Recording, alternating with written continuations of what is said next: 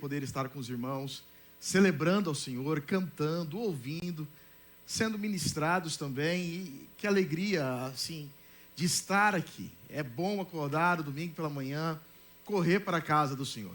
Aos outros também, que vão acordar um pouco mais tarde, vir no culto da noite, tudo certo também, mas nós aqui já estamos. Eu vi ali o aviso do culto de terça-feira, até eu fiquei assustado.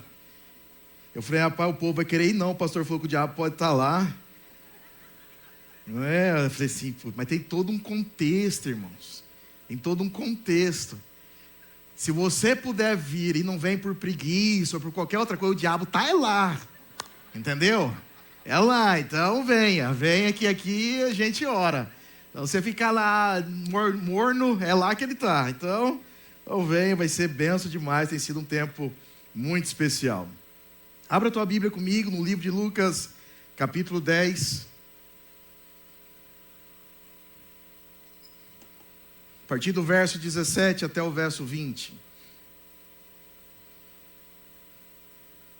Lucas 10, texto bem conhecido da gente.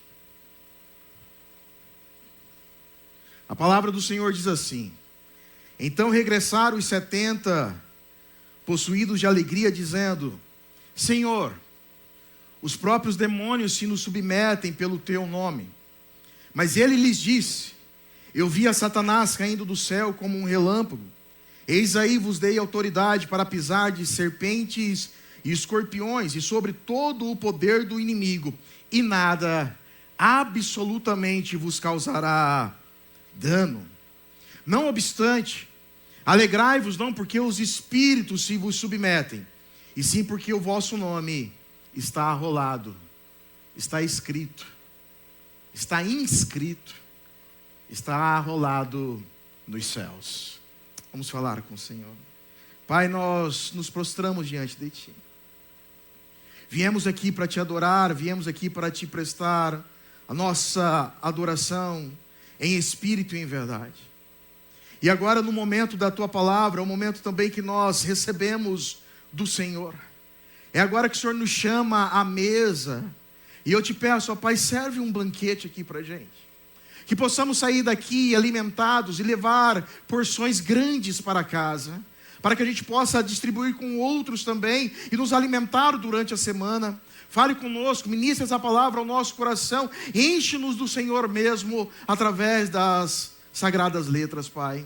Assim nós oramos no nome santo de Jesus. Amém. Este é um texto que sempre que eu me recorro a ele, sempre que eu leio, sempre que eu prego, sempre que eu ouço alguém pregar, é um texto que me faz pensar muito. É um texto que me faz refletir, é um texto que me faz olhar para dentro de mim. É um texto que me faz olhar para a minha alma, olhar para as minhas motivações, para as minhas respostas, do porquê aqui estou, do meu serviço, a quem é que eu estou servindo, quem é que eu estou adorando, quem é que eu estou buscando. É um texto que me faz olhar para dentro e consertar algumas coisas, porque por vezes eu quero concentrar a minha alegria em coisas, em situações. E esse é um texto que vem e me coloca no lugar. Vamos olhar um pouco o contexto dessas palavras. Se você voltar aí ao capítulo 9, você vai ver que o Senhor Jesus está comissionando os seus 12 discípulos para uma grande missão. E você vai observar que uma das primeiras ordens é que eles deveriam expulsar demônios, curar enfermos, pregar a respeito do reino de Deus. Eles deveriam ir na dependência do poder do nome de Cristo e também deveriam ser sustentados pelos novos irmãos que iriam ouvir a mensagem do Evangelho. Isso está tudo no início do capítulo 9. Já no início do capítulo 10, nós vamos ter Lucas, só Lucas registrando agora, o Senhor enviando os 70, NVI 72, e depois a gente conversa sobre isso. Mas o Senhor está enviando aqui 70 discípulos para fazerem as mesmas coisas. Eles vão indo, precedendo a vinda de Cristo. Eles estão preparando o caminho para Jesus. E agora eles vão operar sinais, maravilhas, milagres irão acontecer, e isso irá provar a deidade de Cristo. Jesus Cristo é Deus. Porque no nome de Jesus, os enfermos serão curados. Eles vão representar o Senhor, vão pregar a respeito do reino, vão operar através do poder do nome de Jesus, porque há poder no nome de Jesus. E os 70, ele também deu algumas palavras. A primeira palavra é uma advertência junto com um pedido. Verso 2 de Lucas capítulo 10, o Senhor Jesus diz assim: e lhe fez a seguinte advertência: a seara é grande, mas os trabalhadores são poucos. Ou seja, nós temos que trabalhar bastante. Tem muita gente para nós alcançarmos, tem muitas pessoas esperando a nossa mensagem, mas os trabalhadores são poucos. E agora vem o pedido: rogai, pois, ao Senhor da seara que mande trabalhadores para a sua seara. Junto dessa advertência do pedido vem um aviso. Verso 3 de Lucas capítulo 10. Ide. Agora veja o aviso: eis que eu vos envio como cordeiros para o meio de lobos. Olha como esses discípulos estão recebendo esse comissionamento. Como é que eles estão recebendo as palavras de Cristo? Ide, eis que eu vos envio como cordeiros para o meio de lobos. O Senhor Jesus vai dar a eles também um direito, o direito de se alimentar, hospedar e participar das suas necessidades junto com os novos amigos da fé, porque o verso 7 diz: pois digno é o trabalhador do seu salário. Eles não estão indo tirar férias, não estão indo para um momento de lazer, eles estão indo trabalhar, e trabalhar em nome de Jesus. E agora o Senhor traz a eles uma palavra de autoridade, o verso 10. Curai os enfermos que nela houver, e anunciai-lhes: a vós outros está próximo o reino de Deus. Se nós olharmos para o capítulo 9, quando o Senhor Jesus está enviando os 12, as recomendações são as mesmas. As mesmas. Mas se nós olharmos com um pouquinho mais de cuidado, a única coisa que nós não temos escrito de forma explícita aos 70 é a autoridade para expulsar demônios. Não está escrito aqui. Já em Lucas capítulo 9, nós encontramos já na primeira frase do verso 1. Vocês vão ir tendo autoridade sobre os demônios, curar os enfermos. Já aqui em Lucas 10, aos 70, está falando para eles curar os enfermos. Mas Lucas esconde a autoridade para expulsar demônios. É certo que isso está implícito. Eles pregando no poder de Cristo, anunciando as boas novas de salvação, os demônios iriam se manifestar. Pessoas possessas iriam aparecer, e no nome de Jesus, eles iriam expulsar os demônios. Mas é interessante, meus irmãos, ver que Lucas oculta esse comando de expulsar demônios, mas faz questão de ressaltar que é isto que vai chamar a atenção dos 70. Ele oculta a informação, mas ele traz à tona que é isto que irá chamar a atenção dos 70. Verso 17, então, de Lucas capítulo 10. Então, regressaram os 70, possuídos de alegria, dizendo: Senhor, os próprios demônios se nos submetem pelo teu nome. Veja, algo bem interessante. Os 70 retornam. Todos eles regressam. E apesar de serem enviados como ovelhas em meio aos lobos, eles não são devorados, aleluia. Eles não voltam faltando pedaços. Eles não voltam cansados do trabalho. Eles não voltam fatigados da luta, da missão. Eles não retornam cabisbaixo porque lhes faltou algo. Eles regressam com uma alegria. E a alegria tem um motivo: Senhor, no teu nome os demônios nos obedecem. Eles são como ovelhas enviadas ao meio dos lobos, mas lá está o pastor cuidando deles, e todos eles voltam. Meus irmãos, não dá para negar que a alegria toma conta dos nossos corações, quando por misericórdia, graça, benevolência do alto, o Senhor nos usa para abençoar alguém. Imagina se você pudesse orar por alguém que está com uma doença incurável, e o Senhor usar a sua vida para levar a essa pessoa a cura, levar a essa pessoa um alívio, quem sabe, de uma dor, por estar sofrendo 24 horas por dia. Imagina expulsar um demônio de alguém que está vivendo como um escravo de Satanás. É certo que nós seríamos tomados também pela alegria. Somos assim, nos enchemos de alegria no serviço, ao fazer em nome do Senhor. Pregar o evangelho a um perdido e ele ser encontrado, ver uma família sendo transformada e o Senhor usar a minha vida, a minha casa, a sua casa para levar essa transformação. É certo que ficaríamos extasiados, tomados de uma alegria. Os discípulos mostram, eles reconhecem quem está a autoridade. Jesus, não fomos nós que expulsamos os demônios, não fomos nós que curamos os enfermos, não foi no nosso poder, não foi na nossa autoridade, não foi no nome de Pedro, de Tiago, de João, não. Em teu nome, Jesus, os discípulos disseram, os demônios nos obedecem. Eles mostram em quem nós devemos confiar. Nós não podemos confiar em nós mesmos, mas devemos confiar sempre no nome de Jesus. Confie no nome de Jesus, meu irmão. Eu não sei o que você está passando, minha irmã. Confie no nome de Jesus.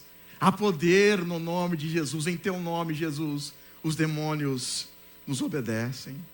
Antes de entregar as 3 respostas de Jesus, a motivação do coração destes discípulos, veja, mais uma vez, não é pecado sentir alegria em fazer a obra de Deus e ver o seu resultado. Por vezes nós vemos o apóstolo Paulo mostrando a sua alegria. 1 Tessalonicenses 2, 19 e 20, ele se alegra com a igreja, falando, vocês são a minha glória. Essa igreja aí fundada é a minha glória e a minha alegria. Filipenses 4, 1, por causa da unidade dos irmãos, Paulo diz, isso é a minha alegria, o resultado do trabalho, o resultado da pregação do evangelho. 1 Tessalonicenses 3, 9, ele tributa graças, louvores ao Senhor, ele é tomado de alegria por causa, mais uma vez, do amor dos irmãos, da fé dos irmãos, da esperança dos irmãos. Paulo se alegra com a santificação da igreja, se alegra com o resultado do trabalho, o resultado da pregação do evangelho, se alegra com a fé operosa da igreja, com o desenvolvimento dos irmãos. Isso faz parte da alegria do coração de um pastor, faz parte do coração da alegria, da alegria da igreja, faz parte do irmão que é usado, da irmã que é usada, daquele que opera e faz no nome de Jesus. Mas veja, Jesus vai dar algumas respostas ao coração. Ele vai trazer palavras. E ele está dizendo, vocês reconhecem, sou eu quem faço. Mas agora o coração de vocês precisa de um alinhamento. O coração de vocês precisa de um cuidado. O coração de vocês precisa ser colocado no lugar. E a primeira resposta de Jesus está no verso 18. Mas ele lhes disse, eu via Satanás caindo do céu como um relâmpago. Eles chegam tomados de alegria, muita alegria. Quem sabe saltitando, gritando, um querendo falar na frente do outro, em vozes altas. Senhor, no teu nome os demônios nos obedecem. E a primeira resposta de Jesus é, eu via Satanás caindo do céu como um relâmpago. Satanás foi expulso do céu. A sua queda foi tão rápida como de um relâmpago. Com o espírito rebelde de Satanás, não houve uma negociação. Não há perdão, mas uma condenação, e uma condenação eterna. E Jesus está dizendo, eu vi Satanás caindo do céu como um relâmpago.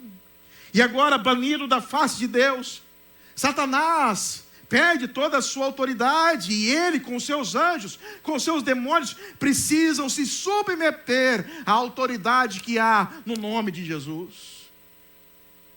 Ele já tinha que obedecer desde o princípio.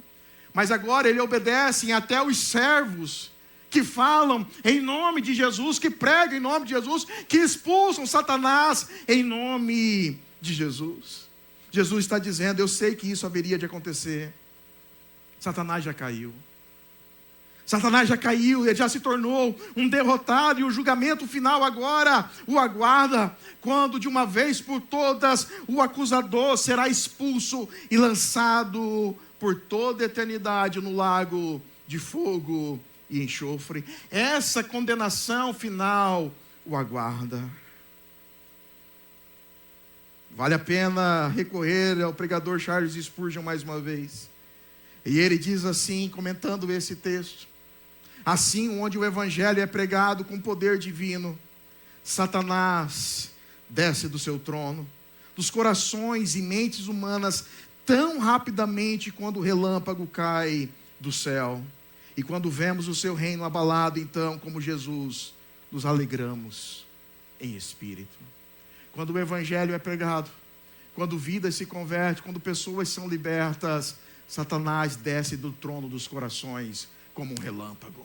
E agora aquela pessoa passa a ser morada do Espírito Santo. Quem nasceu de novo tem o Espírito Santo. Quem nasceu de novo agora é morada do Espírito Santo. Não é mais habitação de Satanás, é morada do Espírito Santo. Ele perde seu poder, ele perde a sua autoridade, ele perde o controle, ele perde o comando. Quando o evangelho chega, ele cai como um relâmpago. Agora, com o sucesso do trabalho, aqui nessas palavras de Jesus no verso 18, também está algo para o meu e para o seu coração. Cuidado com o sucesso do trabalho feito em nome de Jesus. Cuidado com a altivez. Cuidado com o orgulho. Satanás, com o coração orgulhoso, caiu. Cuidado com este coração, para não se tornar um coração que se acha, que pensa que é no seu poder, na sua autoridade, que você é quem faz a diferença, que não é Cristo. Cuidado, porque Satanás um dia assim pensou, e por causa do seu orgulho ele caiu, e caiu como um relâmpago. Cuidado. Segunda resposta, verso 19, olha o que Jesus diz: eis aí vos dei autoridade para pisardes serpentes e escorpiões, e sobre todo o poder do inimigo. Agora veja que lindas palavras, que promessa maravilhosa: e nada absolutamente vos causará dano. A autoridade dada aos 12 discípulos no capítulo 9 é entregue a esses outros também no capítulo 10, e é a autoridade ofertada a mim e a você, é a autoridade dada à igreja. Ah, meu irmão e minha irmã, se você ousa viver uma vida santa diante do Senhor, se você ousa viver tapando as brechas para o pecado, não deixando Satanás entrar para fazer bagunça, se você ousa viver buscando ao Senhor, se aproveitando muito dos meios de graça, que é a oração, que é a leitura bíblica, que é o congregar, veja, o demônio, o Satanás, os anjos do mal, nenhum deles tem autoridade para lhe fazer dano algum. Dano algum. O Senhor está dizendo: eu dei a vocês autoridade. Ele está conosco. 1 Tessalonicenses 3, verso 3, a Bíblia diz que o Senhor nos guarda do maligno. 1 João capítulo 5, verso 18, diz que somos de Deus. E se nós somos de Deus, se nós abandonarmos o pecado, o Senhor nos conserva e o maligno não nos toca. Romanos 16, verso 20, a última parte diz que o Senhor esmagará Satanás embaixo dos nossos pés. Então, IBN Cristo Rei, meu irmão, minha irmã, não tema, avante, vamos lá, prega o evangelho, anuncie as boas novas. Mas pastor, eu estou num ambiente difícil, um ambiente que as pessoas odeiam o evangelho, eu estou num ambiente carregado, pesado, lá tem de tudo. pessoas que adoram outras coisas. Meu irmão, avante, o Senhor já lhe deu autoridade para pisar de serpentes e escorpiões, aleluia. E nada, absolutamente nada, lhe causará algum dano. Avante, igreja. É o Senhor que derrota Satanás. É Ele que julga todo o poder do inimigo. É Ele que faz com que a igreja siga, que a igreja viva, que a igreja seja triunfante, pois o inimigo não pode nos causar dano algum. Veja, essa promessa é para aqueles que estão dispostos a cumprir nessa terra o que Deus comissionou a fazer. O que é que Deus te comissionou para fazer? Onde é que o Senhor te implantou? Onde é que você está? É ali que o Senhor quer te usar. Mas pastor, eu não consigo, parece que toda vez que eu vou falar de Jesus, toda vez que eu vou pregar o evangelho, seja até para um parente meu, tem alguma coisa, avante, o Senhor já lhe deu autoridade. O Senhor já lhe deu a autoridade. E ao fazer isso, você vai ver que a alegria vai tomar conta do seu coração. A alegria vai invadir a sua alma em pregar o evangelho e ver vidas sendo libertas, ver pessoas sendo transformadas. Agora vem a terceira resposta. O Senhor parece não estar proibindo a alegria deles, mas está convertendo a alegria dos discípulos a uma alegria superior. Está convertendo a uma alegria durável. Jesus não está censurando a alegria do sucesso no trabalho, realizado no seu próprio nome. Ele está agora subordinando essa alegria a uma alegria maior, que é a alegria da salvação. E agora vem a terceira resposta, e vou começar a mensagem. Verso 20, de Lucas capítulo 10. Não obstante, alegrai-vos não porque os espíritos se vos submetem, e sim porque o vosso nome está arrolado nos céus. Veja a cena.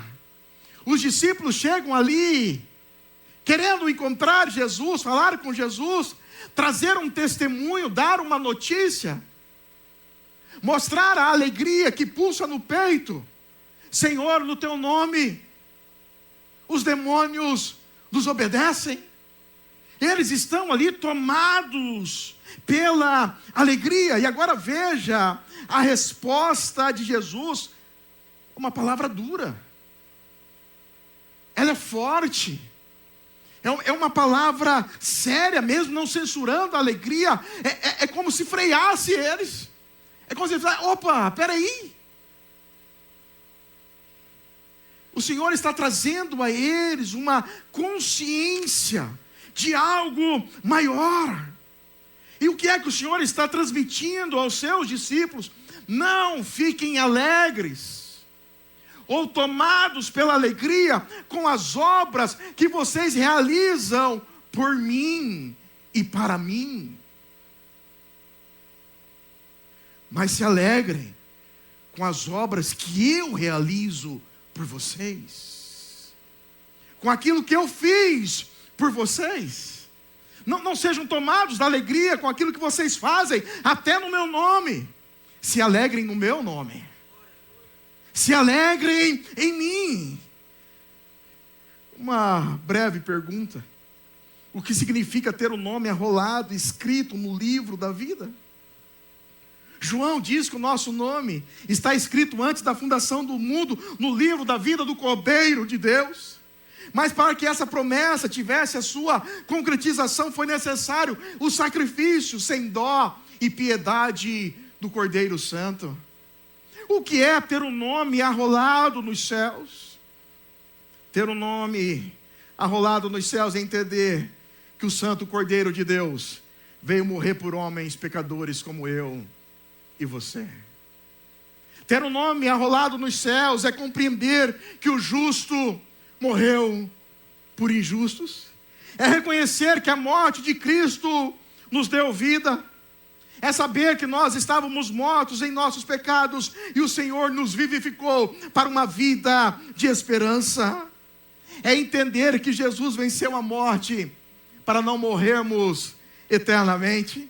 O Senhor Jesus ressuscitou ao terceiro dia para a nossa justificação. Ele nos libertou da ira de Deus. Ele nos fez herdeiros de Deus. Ele nos livrou do espírito da escravidão e nos encheu do espírito da adoção. Jesus nos deu autoridade como filhos de Deus de vivermos uma vida triunfante neste mundo, mesmo diante dos desejos da carne e dos planos de Satanás.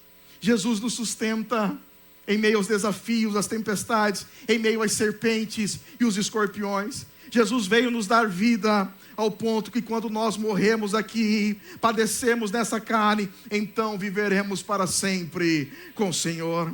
Jesus veio nos garantir uma morada, um lugar, uma habitação. Jesus tem em suas mãos recompensas para nos entregar naquele grande dia, que Ele dirá: servo bom e fiel, fostes fiel no pouco, vem, entra para o gozo do teu Senhor.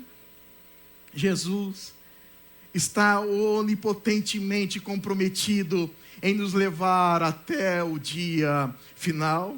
Jesus nos livrou dos terrores do inferno, onde a chama não se apaga, o verme não dorme e o tormento é de dia e de noite. Jesus está transformando todo o nosso sofrimento em peso de glória. Jesus há de nos dar um corpo novo, um novo nome, uma nova vestidura, e fará de nós colunas no santuário de Deus. Jesus lhe dará o direito de se assentar no seu trono, lhe dará autoridade sobre as nações, lhe dará poder para julgar os anjos. Jesus já nos faz desfrutar hoje, mas um dia nos fará desfrutar em toda a plenitude da verdadeira alegria que está na presença de Deus Pai. Isso é um pouco do que é ter o nome arrolado nos céus. Não foi Deus, Jesus, o Espírito Santo fazendo uma pequena reunião, pegou uma caneta e escreveu. Custou a própria vida do Senhor. Ele veio morrer por mim e por você. Ele veio nos salvar. Ele veio nos dar vida. E Ele escreveu o nosso nome lá na cruz do Calvário, quando o seu sangue foi derramado. Isso é ter um nome arrolado nos céus. Não se alegre porque os demônios em meu nome os obedecem. Se alegrem por causa daquilo que eu fiz por vocês. Se alegre por causa do amor do Pai, que amou o mundo de tal maneira que deu o seu Filho. Se alegre por essas coisas. Sabe, meus irmãos, essa é a nossa grande tendência. A nossa grande tendência é se alegrar mais na nossa atuação do que no penoso trabalho de Cristo para garantir o nosso nome escrito no livro da vida. Qual é o maior milagre? Qual é a maior bênção? Às vezes nós gostamos mais da atuação, gostamos mais daquilo que fazemos, até em nome de Jesus, do que aquilo que o Senhor fez por nós lá na cruz do Calvário, pagando um alto preço por quem não valia nada. E aí eu faço uma outra pergunta: por que eu tenho que alegrar? Mas me alegrar muito porque o meu nome está listado nos céus. Por quê? A primeira de 7 respostas, mas vão ser rápidas. Primeira, por causa do misticismo. Pois se eu colocar a minha alegria apenas em obras, em coisas, eu posso cair nisso, no misticismo. Se o grande motivo da minha alegria não for o Senhor, for coisas até que eu faço para o Senhor, se essas coisas inundaram o meu ser, e eu trocar a alegria de ser salvo por coisas realizadas, daqui a pouco eu vou ter que ficar inventando outras coisas para suprir a minha alegria. Porque a gente às vezes faz coisas atrás de coisas, criamos rituais para poder servir ao Senhor. Vamos criando alguns ensinos, nós temos que fazer certas coisas, e vai colocando nas coisas a nossa alegria, e não na cruz. E aí não vai apenas adiantar os demônios nos submeter. Que tal um sal grosso? Que tal uma rosa ungida?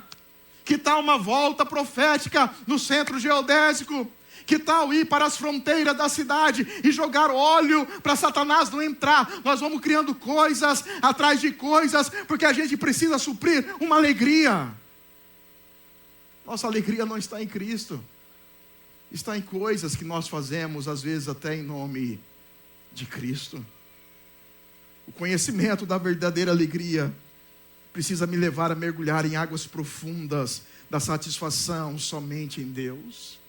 Porque se você não entrar em águas profundas, você vai tropeçar nas pedras do miticismo que fica no raso e cair. Segundo, por que eu preciso me alegrar na salvação que encontrei em Cristo Jesus? Por causa do testemunho. Se eu não obter alegria na salvação em Cristo, como é que eu vou poder levar outras pessoas a se entregarem a essa alegria? Como é que eu vou dar testemunho para que as pessoas se rendam a Cristo, se eu mostro que a minha alegria não está nele, está apenas naquilo que ele pode fazer por mim? Então as pessoas vão enxergar uma alegria em mim, mas vão enxergar alegria nas minhas obras e não no meu Salvador. Provavelmente elas vão se entregar ao sucesso que eu conto, não ao Deus que transforma. E aí o nosso testemunho estará comprometido. Se você não tem alegria em Cristo, uma alegria suprema, você tem alegria apenas naquilo que Ele faz. Olha, servir Jesus é tão bom, que todo ano Ele me deixa trocar de carro. As pessoas vão querer o carro, não vão querer Jesus. O testemunho fica comprometido. Terceiro, a dedicação. Se nós não nos contentarmos nessa bênção de ter o nome escrito no livro da vida, eu vou me dedicar a situações, eu vou me dedicar, mais uma vez, a coisas e não a uma pessoas. Então, me escute bem, eu vou amar o serviço, mas não vou amar a Deus. Eu vou amar estar aqui pregando, até em nome de Deus. Eu vou amar visitar, eu vou amar cantar, eu vou amar tocar, fazer um solo, eu vou amar estar nas portas, recebendo os irmãos, cuidando dos carros, vigiando as crianças. Eu vou amar vir, ligar, desligar, participar, orar por alguém, participar de um curso. Mas se eu não amar o Senhor de todo o meu coração, eu estou me dedicando à minha própria alegria. A minha própria alegria. Porque a minha alegria agora está naquilo que eu faço. E eu preciso te confessar. Todas as vezes que eu volto a esse texto, essa tem sido a minha oração. Deus, me ajuda. Me ajuda. Porque eu amo estar aqui pregando o Evangelho, eu amo servir os irmãos, eu amo trabalhar na igreja, eu amo ser o pastor, mas não deixe eu amar essas coisas mais do que o Senhor. Não deixa, Senhor. Não deixa. Porque senão daqui a pouco eu estou fazendo no automático, eu estou fazendo por uma performance, eu estou fazendo para receber o seu aplauso, eu estou fazendo para eu me sentir bem, eu estou fazendo para eu ir para casa em paz e ficar ali, olhando se teve alguma coisa, alguma postagem e tudo mais, falando da mensagem. Deus não deixa. Deixa eu colocar meu coração nessas coisas. Que eu ame te servir, mas que eu ame o Senhor acima dessas coisas. Que eu ame o Senhor acima dessas coisas, porque se assim não for, eu vou trabalhar para a minha própria alegria, eu vou trabalhar para a minha própria satisfação, automaticamente para o meu prazer e consequentemente para a minha glória, e aí eu vou ter Deus como inimigo, porque Ele não divide a sua glória com ninguém. Quarto, por que é que eu preciso amar o Senhor? acima de todas as coisas, por causa da satisfação. Se eu não me deleito na verdadeira alegria de ser salvo, minha satisfação está apenas no que Deus pode fazer e não no que Ele é. Veja, se você ora, ou se você ouve alguém várias vezes, conhece a oração daquela pessoa, e não há na boca dessa pessoa ou na sua, em meio às orações, uma palavra de engrandecimento, de louvor, de adoração.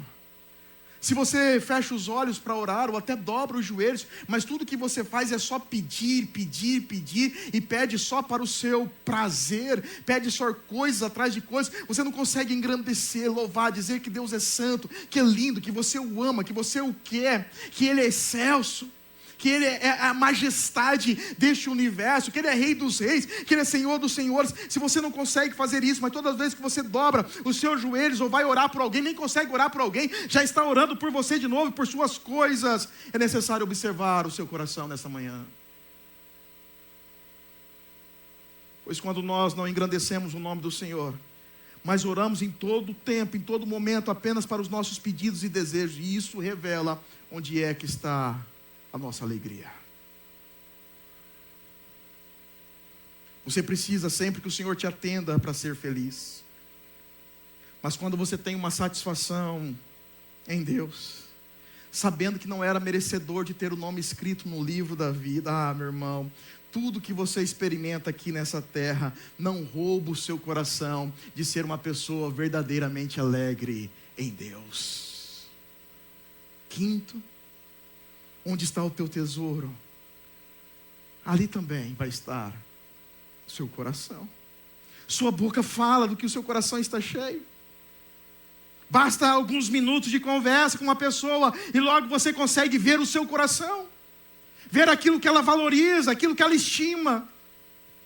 O tesouro do Evangelho, que nos traz uma salvação e uma segurança nessa salvação, por ter agora o nome escrito, arrolado nos céus, não pode ser comparado a nada que recebemos neste mundo.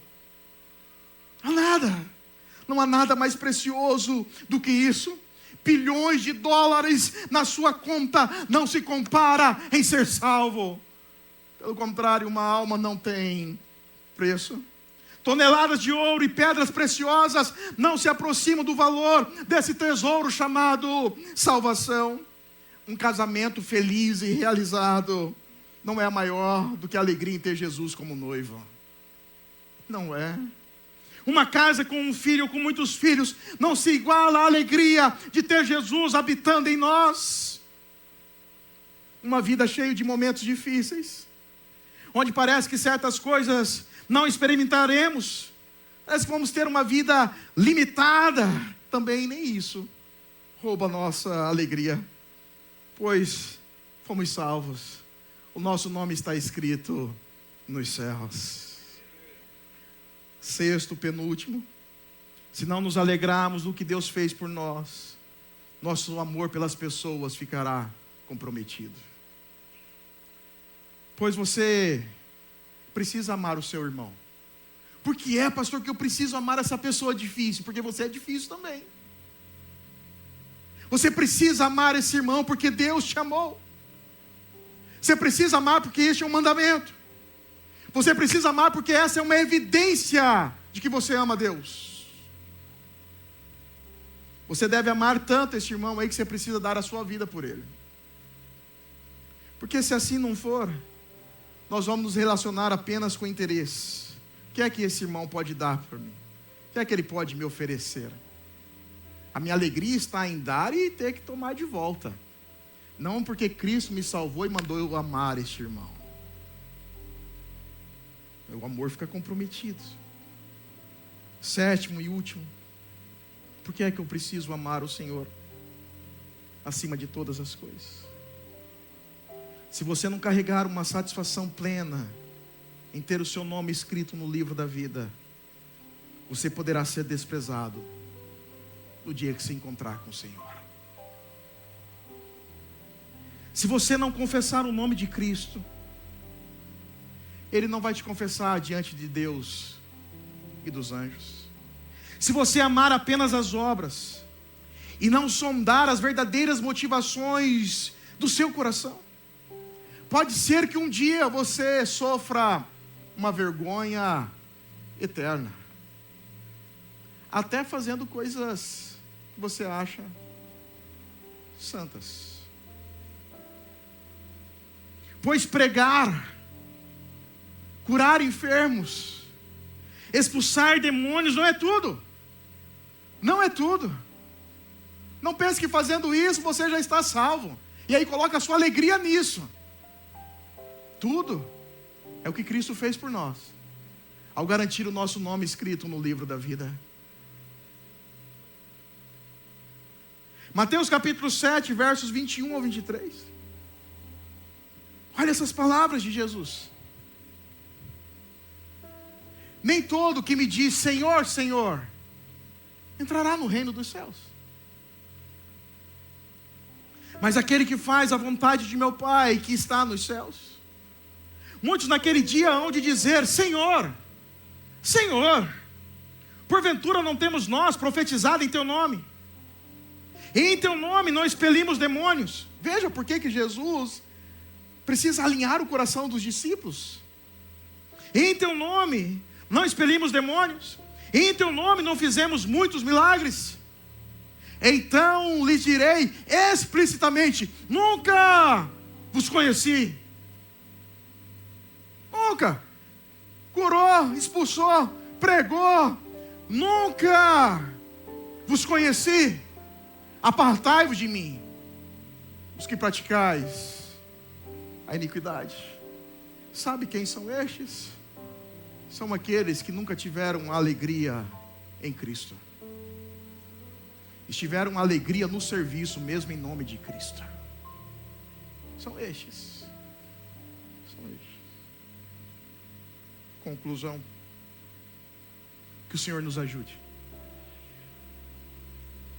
Que o Senhor nos converta mais uma vez. Que o Senhor guarde o nosso coração mais uma vez. Aos que estão aqui nesta manhã e não têm Jesus, nunca se entregaram ao Senhor Jesus, nunca se renderam a Ele, nunca confessou pecados, nunca se arrependeu.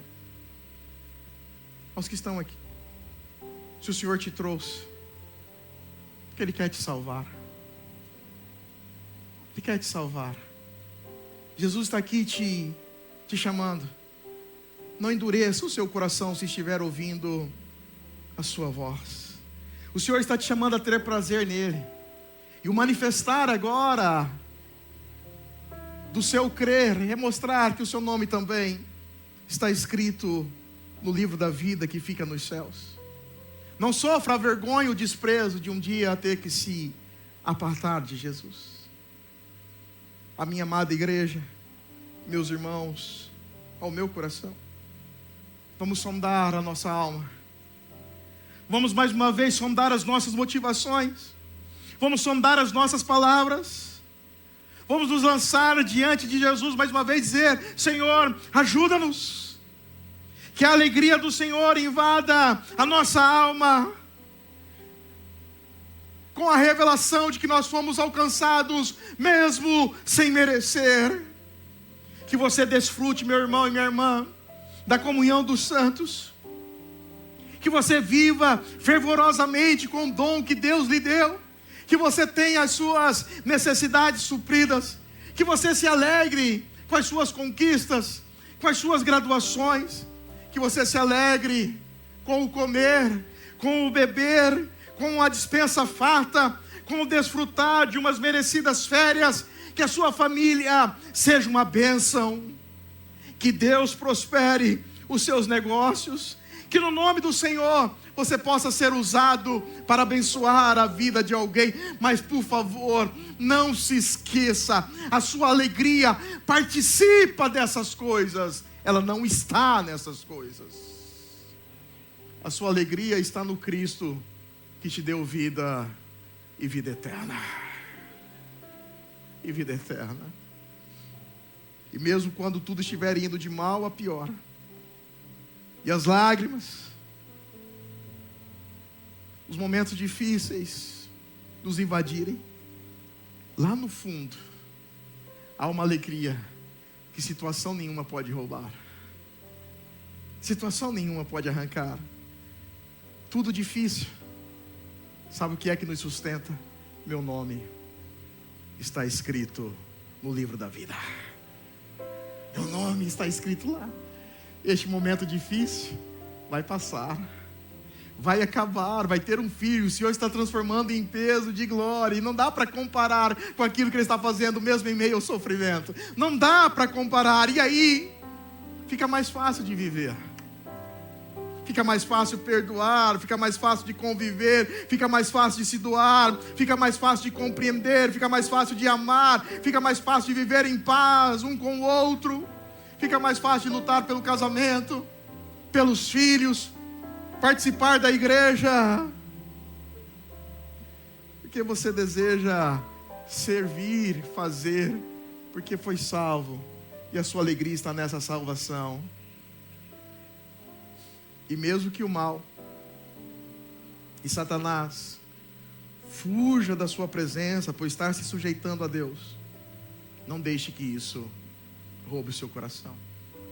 Da mais autêntica, pura, bela, extraordinária alegria de ter o nome escrito, inscrito, arrolado nos céus diante de Deus. Mas não se alegrem, porque os espíritos imundos, os demônios, lhes obedecem. Se alegrem, porque o nome de vocês está arrolado nos céus. Que o Senhor em Cristo te abençoe.